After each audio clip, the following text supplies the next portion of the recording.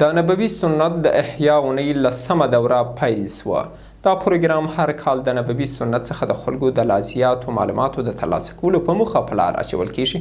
او پکې دیني د حضرت محمد صلی الله علیه وسلم د ژوند د تګلارې په اړه خلکو ته معلومات ورکول کیږي. دا پروګرام ګډونوال ورته پروګرامونه د نبوي سنت د احیا په برخه کې ګټور یادوي او څرګندوي چې په کار د ټول مسلمانانو د پیغمبر صلی الله علیه وسلم د لارې او سنت څخه پوهه ترلاسه کړي.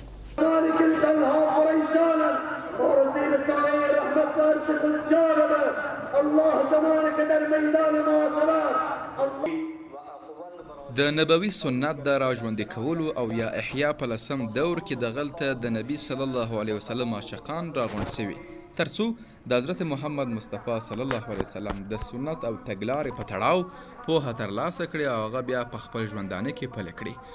د دې پروګرام سمبالونکي وایي چې د نبی صلی الله علیه وسلم د سنت احیا پروګرام هر کال د حضرت محمد صلی الله علیه وسلم د ژوند او سنت څخه د خلکو د آشنایی په موخه په لار اچول کیږي.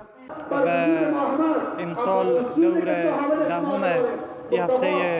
احیای سنت نبی صلی الله علیه وسلم و این برنامه فرهنگی و دعوتی هست که برگزار شده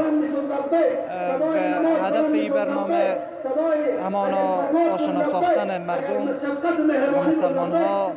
با روش زندگی جناب حضرت محمد مصطفی صلی الله علیه وسلم، چرا که موفقیت ما به پیروزی ما به سربلندی ما به هویت ما درگیره و مطابقت کامل از جناب حضرت نبی صلی الله علیه وسلم و این مطابقت نمیشه با آشنایی و آشنایی و معرفت از طریق همچون برنامه‌های میسر میباشه و در این برنامه مردم مختلف از طبقات مختلف اشتراک میکنند و میآیند در اینجا تا اینکه آشنایی با راه و روش و سنت های نبی علیه السلام اونها حاصل بکنند.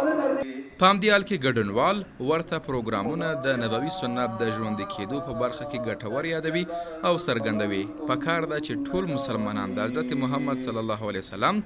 د لارې او سنت څخه پوهه ترلاسه کړي. بلاخره دیني عالمان هم ټینګار کوي چې تر څو چې مسلمانان د محمد صلی الله علیه وسلم سیره او سنت ته راجع نسي او په خپل ورځني ژوند کې پلي نه کړي د اسلامي امت ستونزې به هوارې نسي. این هفته در واقع پیوند بسیار محکمی داره با نام گرامی رسول اکرم صلی الله علیه و سلم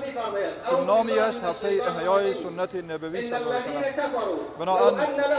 برای همه مسلمانان و برای همه جامعه مهم است که این هفته را مهم بدانند و این هفته برای اینه که سنت های رسول اکرم صلی الله علیه و سلم بیان بشه، سیرت و روششان بیان بشه. سیرت و روش رسول اکرم صلی الله علیه و سلم یگانه سعادت ما، یگانه نجات ما در او هست و یگانه راه حل همه مشکلات ما بازگشت به سیرت آن حضرت صلی الله علیه و سلم است. دا پروګرام هر کال د خلکو په براخ ګډون سره په هرات ولایت کې جوړیږي او دیني عالمان پکې د نبوي سنت او تګلارې د څرګندولو په موخه خلکو ته معلومات ورکوي ترڅو خلک نبوي سنت په ژوند کې خپل تګلاره وګرځوي. آنچه گفته میشه از پیامبر گفته میشه